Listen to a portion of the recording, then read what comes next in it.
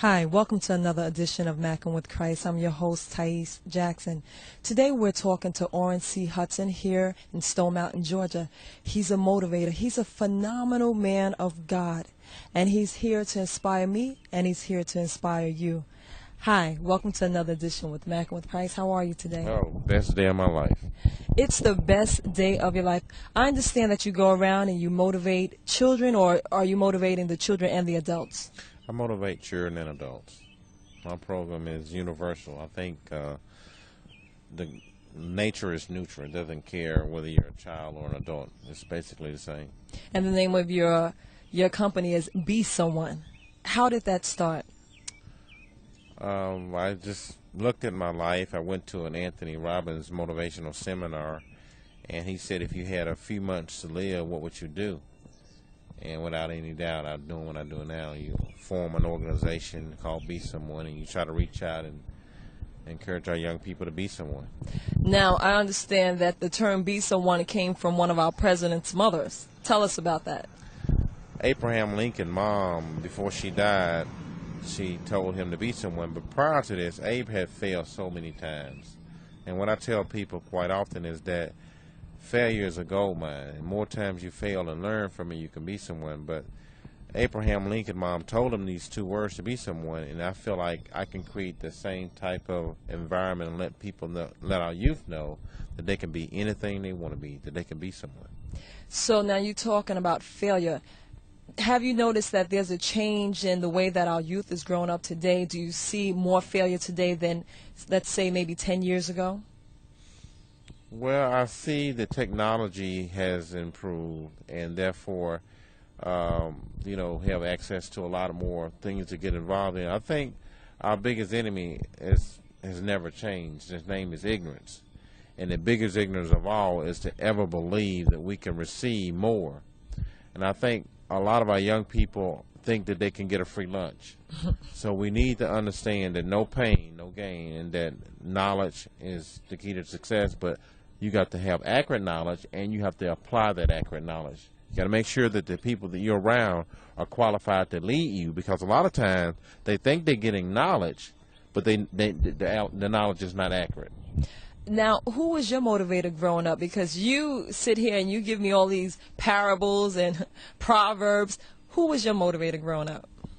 Well, I think I had a pastor, C. Howard Nebbit from Birmingham, Alabama. He pastored First Baptist of Fairfield, and I think he really motivated me and inspired me. And then ran across Anthony Robbins and Les Brown. Those people kind of like took it to the next level. So what kind of child was Orrin C. Hudson? I mean, did you go around as a young age giving motivational speeches to others, or were you going through some periods where you needed the motivation and you learned it and then came out with it later on? Well, I always like to share what I know. So, and I always, when I learn something, I tell somebody, hey, look, I found out this works. So I try to do, what I found is that when I research and do stuff and come up with things, I like to share with other people so that they don't have to go through the knocks and the pain that I had to. I always like to help others. It's all about serving, helping others. So when you say knocks and pains, what kinds of knocks and pains did you go through?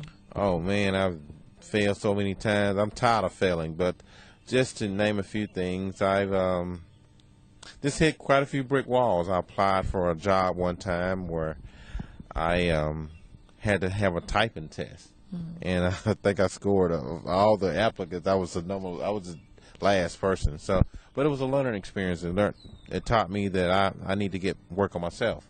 So I failed so many times that just growing up in school, just had a lot of failure. Now, one of the things that many of our viewers face is drugs, alcohol, that kind of abuse. Have you ever been presented with those type of situations as you were growing up? No, I thank God. I've never even, someone would approach me with, hey man, I'm gonna buy you a free beer. None of that. I'm good in that area. I have my faults and my weaknesses, but drugs and alcohol, cigarettes, none of that. I've never tried none of that. Wow, that is awesome. So that was never appealing to you. Was it the environment that your parents created around you? Was it the church? What kept you, Orrin C. Hudson, from wanting to take that first drink or that drag? Well, I think self-esteem. I love myself. I know I'm valuable. I know that I'm a spaceship and that I can go to the moon. We young people, I have a message for you. You have to realize that you are a child of the universe and that you can be anything you want to be, and you have to look at yourself as being very valuable. And when you realize that you're very valuable, then you know that you're not going to take drugs and anything like that. And I just thank God I've been very strong in that capacity, and I know the importance of not even trying to. I mean, they can offer it to me for free. I wouldn't pay me. I wouldn't do it. That's not me. So you'd rather be high on the knowledge that and the wisdom that God has already instilled in you. I've always had an insatiable desire to learn. I love to learn, and that's my motivation. That gets me high. When I'm learning and growing, I love that. I love to learn. I like to, help others. And when you want to, in order to give out, you must first take in. So I like to take in so that I can give out, so I can help people and make this world a better place. So who was your greatest teacher? My greatest teacher is probably my dad. Mm-hmm. I thank God for my dad. He always taught me to use your head, and since he said sense was preparing for a better living. So I thank my dad really. That really just brought it home. No one has brought it home like that when you're saying, hey, look, sense is preparing for a better living. So you have to prepare. So he taught me early on to prepare. Okay, now when I think of Be Someone, I think of chess. Now, is Be Someone an organization that's built around chess, or is it something else and that's just one of the parts of it? Chess is just a small part of it, although chess has a lot of elements that relates to life. I use the game of chess as a metaphor. I show the kids that if they initially thought this was impossible, now they can accomplish these things. What else do I think that's impossible that I don't know I can do? I show them that all things are possible if you work hard and apply yourself. So when did you first begin to play chess? Because this isn't something that you learned growing up. Well, my brother taught me how to play in 1979. My brother's Orrin Hudson. He's my oldest brother, and he was playing another gentleman in the housing project in Birmingham. And I kind of liked some of the things they were doing and how the pieces move and what they were doing. So my brother taught me how to play the game, and then I just took it to the next level. And the next level was? I believe in excellence. Whatever you do it to the best you can do. I don't do stuff. I believe in doing stuff in an excellent fashion. And if you're listening out there, if you do things in an excellent fashion, you will get excellent results. And I just believe in excellence. So when he showed me the game, I started beating him, and I started beating my teachers in high school. I had a high school teacher that worked with me. I started beating him because whatever I do, I'm gonna do it. I don't believe in doing nothing. I always believe in excellence. I believe in making straight A's. I don't believe in making B's. I believe in just being the best you can be. So now, you said that you use chess as an analogy to life. Okay, so if we're looking at chess as an analogy to life, I look at the Bible to show me my path for life. How would you compare the game of chess to the Bible and what's going on in today's society? Well, I like chess because all the answers are on the board, just like life. You have to, ask God for guidance, obviously, but you have to realize that for every action, there's an equal and opposite reaction. One good move deserves another. And when you look at the board as integrity, it's true. And that's what the Bible is about. It's being true to yourself. All the answers on the board. It's an open book test. And you have to just think your way through it. And, the Bible talks about we become what we think about. In there it says, as a man thinketh in his heart, so is he. Now, this is the strangest secret in the world. Now, why do I say it's strange, and why do they call it a secret? Actually, it's not a secret at all. It's been in the Bible for many, many years. As a man thinketh in his heart, so is he. But very few people have learned this, and very few people know this. They don't understand that thoughts are things, and thoughts are very powerful. That is so true. Now, I'm looking at a chessboard in my mind, and you have to really think, like you said before, what your next move is going to be. For me, that's how the Bible is. Because when I'm going to do something, everything has been all spelled out in the Bible. So I said, if I do this, these are the consequences. This is what someone else has been through. Tell me about your spiritual upbringing. I mean, I'm sure that had to play a part in your having the self-esteem that you do now. Well, I'm glad you said that, because the Bible is an excellent book, because it got stories on both sides of the ledger. It's got what we call examples, and it's got warning. This is what Job did. These are some things Job went through, but look how he overcome that. Look how he kept the faith. And it's got warning. Hey, look, this is what Judas did. You know, a lot of people said Judas got the money, 30 pieces of silver, which was a large fortune back in those days. And they said it was a success story. I said, no, that was not a success story. He got the money, but he was unhappy with himself. So don't become a traitor. Be true to yourself and be honest, because even though he got the money, he was unhappy. So he tried to give the money back. And they said, no, Judas, we don't want it. So he took the money and threw it away. And guess what? He still was unhappy. So he went out and hung himself. So the Bible is an excellent tool, because it has examples on both sides of the ledger. It shows you things that you can do and things that you can't. For an example, King Solomon said, God, I'm young. I'm trying to lead these people. Guide me. I don't know what to do. Well, God said, well, what do you want? You talk to me. He said, God, give me wisdom. Help me guide these people. And God was impressed. God said, wow. Let's see what I can do. I'm in a good mood today. I think I'll just give you this too. So it's always good to read the Bible. Oh, definitely. I mean, that's my life source right there, the Word of God. And that's what brings my motivation, because I know with Christ I can do all things. So when I have the Bible, the game of chess, there you go. I'm thinking every move. I don't want to do anything, because there's always consequences, and I don't want to be caught in the situation where the enemy has me at a point of checkmate. Well, the universe can only give you what you put out. People don't understand. I've done a lot of workshops, and I do stuff for free for people, and people say, man, why would you do that? Da, da, da, da. They don't understand that life is success is a paradox. They think if you give, you lose. But the beauty of it, if you give, you get back more than you give. People don't understand that, and it works. The universe. A lot of people are standing in front of the stove saying, come on, stove, give me some heat, and then I'll add the wood. But it doesn't work that way. You have to put the wood in first. And when you put the wood in first, the miracle of God will kick in. Well, Orrin, the miracle has definitely kicked in your life, and because it's kicked in your life, it's kicking in many of our lives. Now, I've seen you, I've looked on your website, and I've seen you with Patti LaBelle, Jane Fonda, you name it. He's been with it. Well, I thank God for Jane Fonda. Jane has helped me financially, but she's also given her time. And to me, time is more valuable than money. But Jane Fonda was interested in a chess program, so she called the United States Chess Federation. And the United States Chess Federation recommended that she contacted me, so we got together, and the rest is history. But I'm very thankful for Jane Fonda. She has really been a beacon of light, and she is just really down to earth. She really cares about the kids. She really want to make a difference. And one of the things she told me was that she want those kids to realize that they all important, and that they all belong here, and that they have a right to be here. What about Patti LaBelle? Now, I saw that, and I like Patti LaBelle. She can sing her heart out. Yeah, I thank God for Patti too. She's care about the kids and very passionate. I'm trying to work something out with her now where I can try to get her to do something, but I'm in the planning stages on that. So a lot of good things are looking forward. But when you work on your gift, they'll put you in front of great people. So and that's why I'm here to help others. And if you're out there listening, I'm here for you. I'm here to help people, and that's my life. I like helping people. That's my passion. Wow.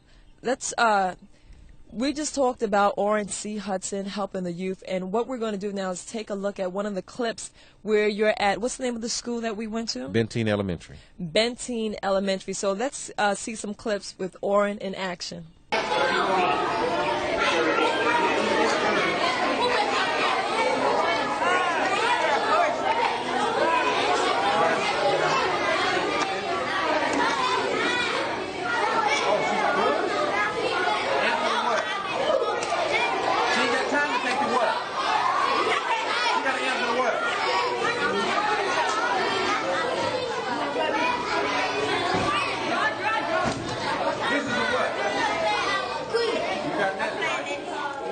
Okay, Orrin, we see the kids and they've learned now. What about someone like me who I've tried to play a little chess and I think I'm getting better at that. I mean, can you teach someone like me? Right, yeah, I can teach you because write this down. Success leaves clues. If you do what successful people do, you get the same results. If I give you the combination to the lock and you use them in the exact order, you'll get the locker open. A lot of times I teach people they got the number, but they put it in the wrong order. You have to do the exact order. For an example, I'm playing this student the other day, and he said checkmate, but he did it in the reverse order. He left one of he did it in the wrong order, so he have to do it in the exact order. And if you do things in the exact order I do, you'll get the same results. And it's just like life. If you do it, if you want to be successful, you got to hang around successful people. You cannot fly with the eagles if you're scratching with the turkeys.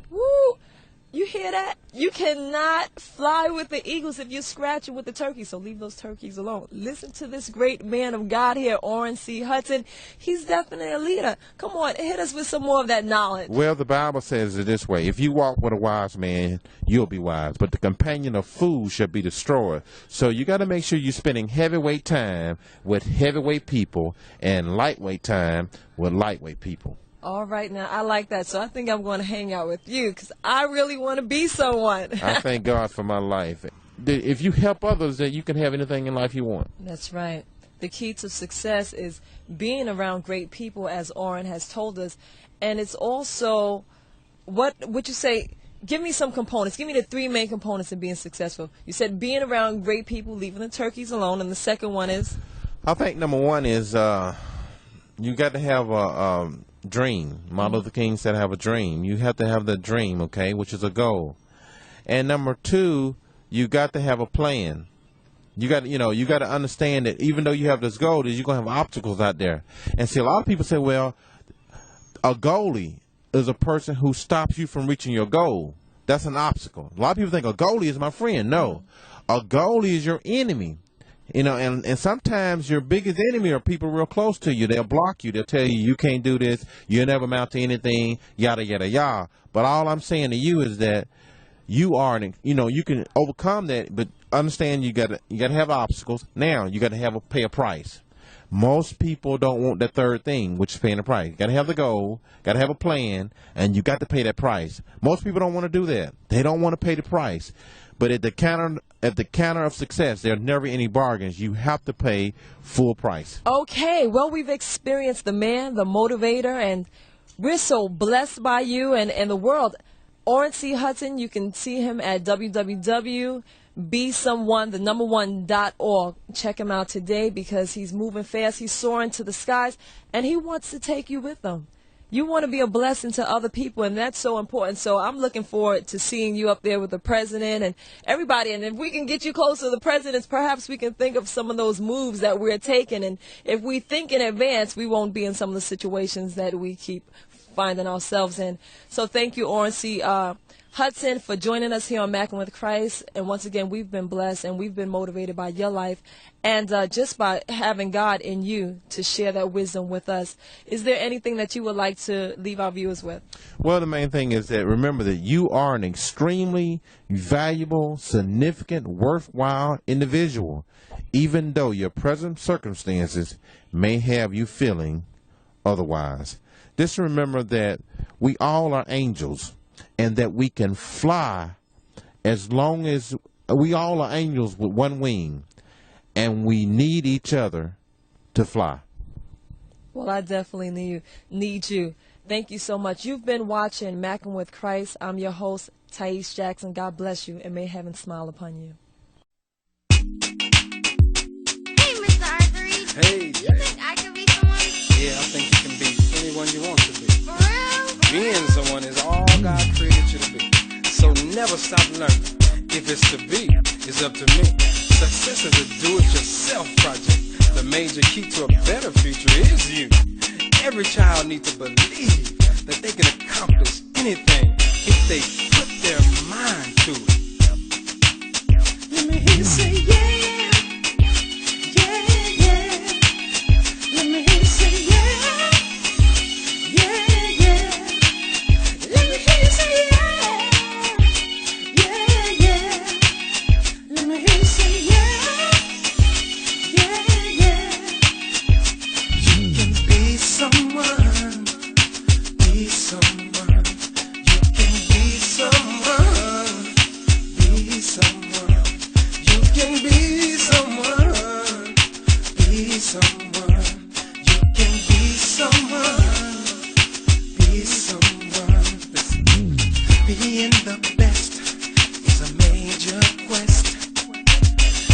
get upset if you fail your first test. Try again and learn from within. Set your goals on high and believe that you can. Stay focused and on track. Associate yourself with positive people and don't look back. Believe in yourself and think before you act.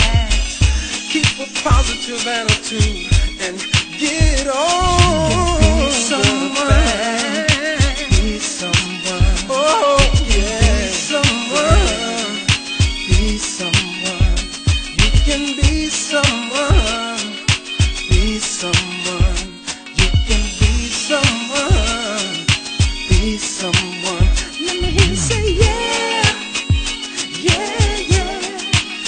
Let me hear you say yeah.